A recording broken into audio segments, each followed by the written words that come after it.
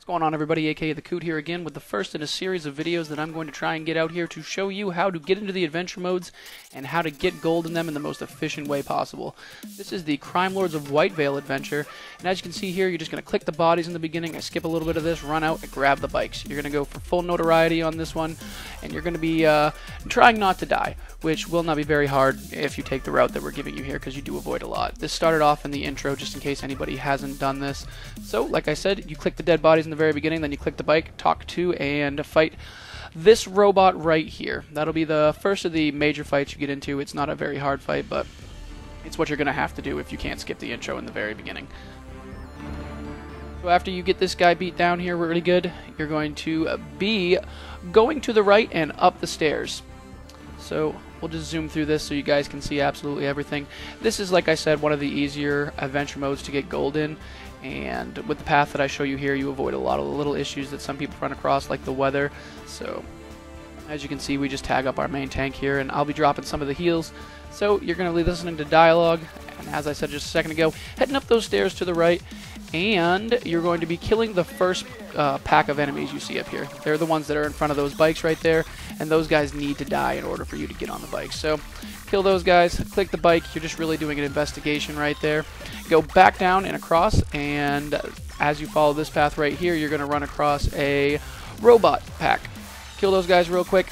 And once again, like I said, this is just the intro. You haven't even started yet, so you definitely don't want to die in this situation. So kill them, then read that little piece of paper right there, and head south. You're going to be fighting another small pack, and then you're going to be clicking on the cylinder that's behind them that becomes selectable right after that. After this, you're going to be heading back to base, where you will actually be starting the first actual mission, where you have to click an adventure and kind of like choose your own direction here.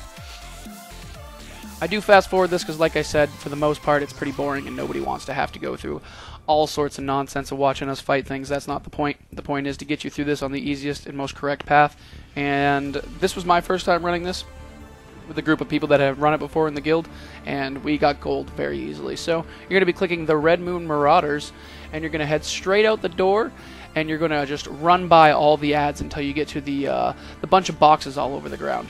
You're going to pull these individually, the mobs that are around them, trying not to hit the boxes with any of your telegraphs, because those boxes actually do burst open and die in, well, I guess as much as a box can die. So here you can see that we are killing these packs, and what you're going to be looking for when you get enough room to click the boxes is Mama's Moonshine or her Hooch or something like that. I happen to click the box and didn't hover over it because I'm a scrub, but it'll tell you what's in the box when you find it. So that being the correct box, you go over there, DPS it down, and then you head back to the base. You're going to want to take the path that we have here over to the left of the path that you took last time, and once again you can run right by the mobs. You need to avoid a lot of fighting in this situation, which is good because it's going to leave you in the most advantageous place not to die. So take your loot. You're going to be clicking Alliance this time. And after you're done clicking Alliance, you're going to be clicking the Rocktown Rollers option. Like I said a little bit ago, this is pretty tried and true. The person that is actually leading my little pack right here has done this at least a couple dozen times and has always gotten gold. So head out and down to the left, and you're going to be running around in this bar fight scenario, killing all the packs that are around here. So here you see we go in what looks like a clockwise or counterclockwise around until they're all dead, and you'll get a little message from the chick that says, like, I never say thank you, but thank you, or something witty like that.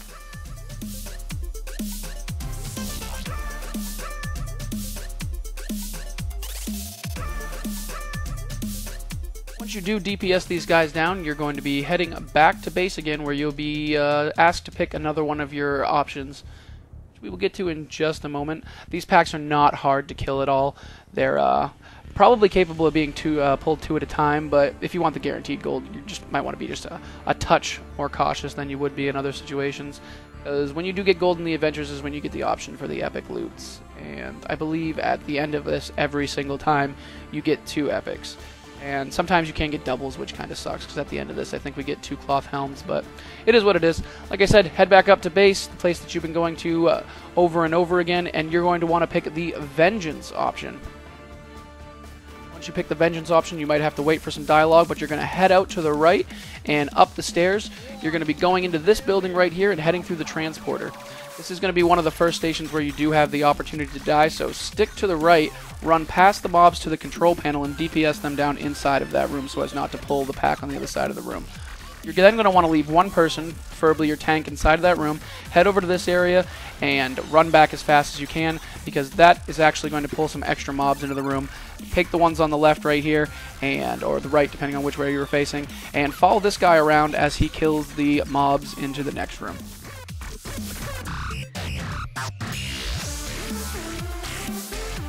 After you're done killing these mobs in this room, he's going to keep on aggroing some few things. Make sure you DPS those down. Once again, none of these are incredibly hard, but you're going to want to pull one at a time. Head through the transporter, talk to him on the outside, and get you some of that loot.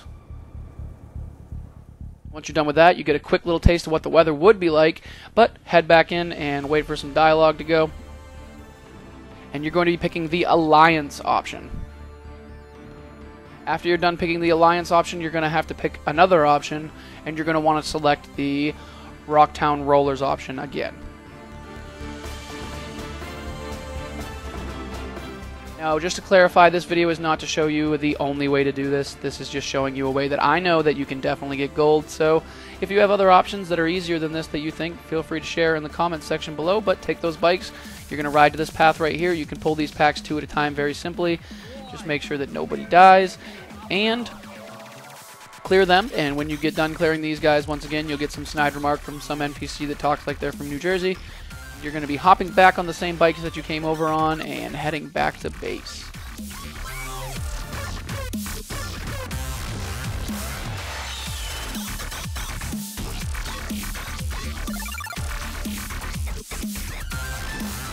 These mobs are very easy. There isn't anything that's too much of a challenge here. There's actually only one boss fight on the path that we take here that has the potential to wipe your party, and the potential is not very high. So, heading back to the bikes, you're going to hop on those, take one of these awesome rides that messes with your camera a little bit. And you're going to be going back to base. Imagine that. Now you're going to pick the Criminal Enterprise option. Head out to the left, and you're going to be avoiding the mobs again, running by a few people. Take the path that we show here. It is the path of least resistance, for lack of a better way to put it. And you're going to be clicking the guy that I completely miss right here and collecting clocks from him.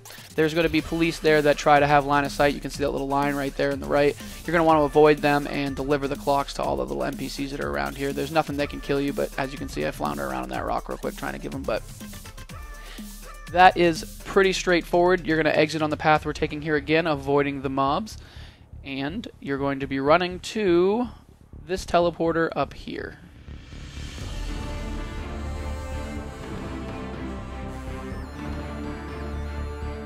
Now that you're in this room, you're going to be taking and hugging the right side again and clearing the mobs around the room. You're going to be doing this up until the next room, where you will shortly encounter the first boss fight that really could present any kind of an issue. You're going to want to clear these packs one at a time just for easy use, and a little trick right here, you're going to be staying in this room for the fight, but you're going to take one person and you're going to send him into that room up there, because the boss is on the far end of that hall right there. He's going to go down, he's going to accept the dialogue, he's going to either attack him or have him be attacked first, and then he's going to pull him back into the room that we're in currently. This is for the easiest way to beat the fight, because this boss actually drops tether bombs. The bombs have a limited fuse on them and do blow up, so you can DPS those down fairly quickly, as you'll see in the video, but you're going to want to get those out of there. He's going to be a timed boss fight where he actually retreats, sends in some other mobs. You just clear those ads real quick. He comes back in after he throws a bomb. Sometimes if you have an engineer, as you can see, there's the bomb right there, the engineer will actually take the bomb and his robot will end up getting aggro on that, so you may not even have to deal with it, but as you can imagine, you avoid his telegraphs, he throws in a bomb, he comes back in the room, you DPS him down, rinse and repeat.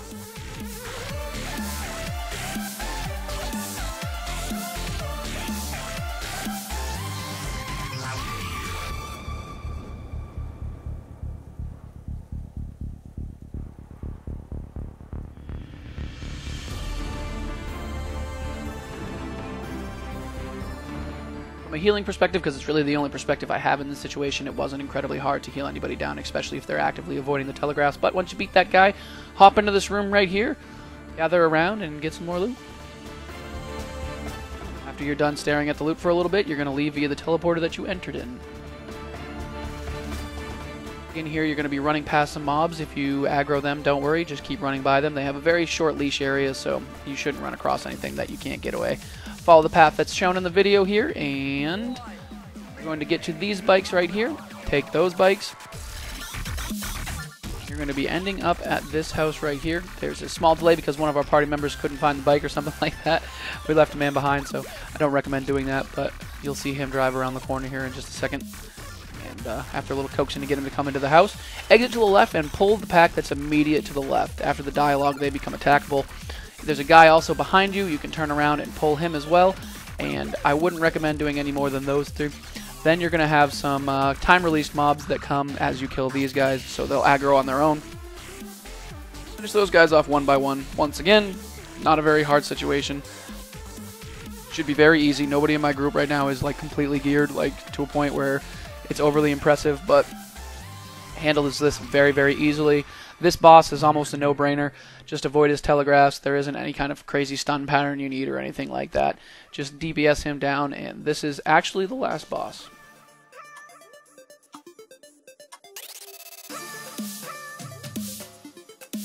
Get a little bit of the old Wildstar downtime server message here. That's actually not part of the boss fight. He can't do anything to the server, but he doesn't have any moves that are crazy either. But once he's dead, as you can see, if this is your first time, you're going to get a bunch of achievements and some loot, and that is how you get gold on the Crimelords of Whitevale. That's going to guarantee get you gold, so hope you enjoyed the video. If you have any questions, by all means, feel free to ask in the comments section below. If you want to know anything that I don't know, I'm sure there are plenty of people out here or in my guild that are more than willing to help you. This video is entirely brought to you by the people at Dark Hand that roll with me, because those guys take great care of everybody and make sure that I get the videos out for you guys.